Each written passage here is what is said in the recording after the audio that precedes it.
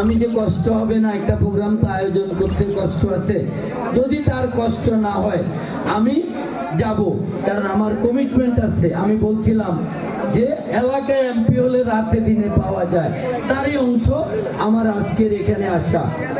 আমি এসেছি তাদের কি আকুতি, তাদের কি আন্তরিকতা, তাদের কি ভালোবাসা ভোট দেওয়ার জন্য আমি তাদের কাছে কৃতজ্ঞতা জ্ঞাপন করেছি। তারা তাদের মূল্যবান ভোট দিয়ে আমাকে মহান জাতীয় সংসদে আপনাদের কথা বলার জন্য পাঠিয়েছে। আমি চেষ্টা করব ইনশাআল্লাহ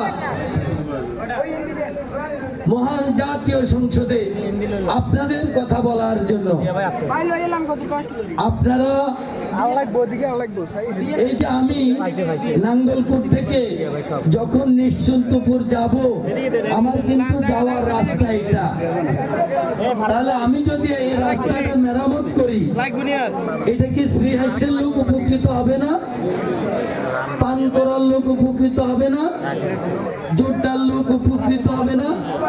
তাইলে সুতরাং এলাকায় কি এমপি হওয়া দরকার ছিল? আপনারা খুশি হয়েছেন?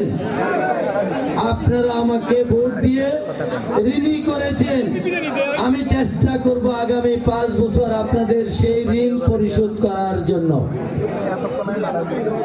আমি আপনাদেরকে অনেক কিছু দিতে পারবো না, দামি বাড়ি, দামি গাড়ি, সোনা দানা, অনেক কিছু দিতে পারবো না।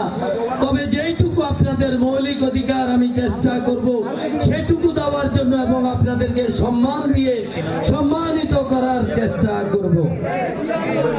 আমি নাঙ্গলকোটে দল বল নির্বিশেষে সহ অবস্থানের ব্যবস্থা করব। আমি নাঙ্গলকোটে সুশাসনের ব্যবস্থা করব।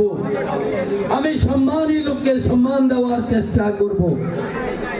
আমি কোন সম্মানী লোক যেন অসম্মানিত না হয় সে ব্যাপারে আমি সদা সচেষ্ট থাকব।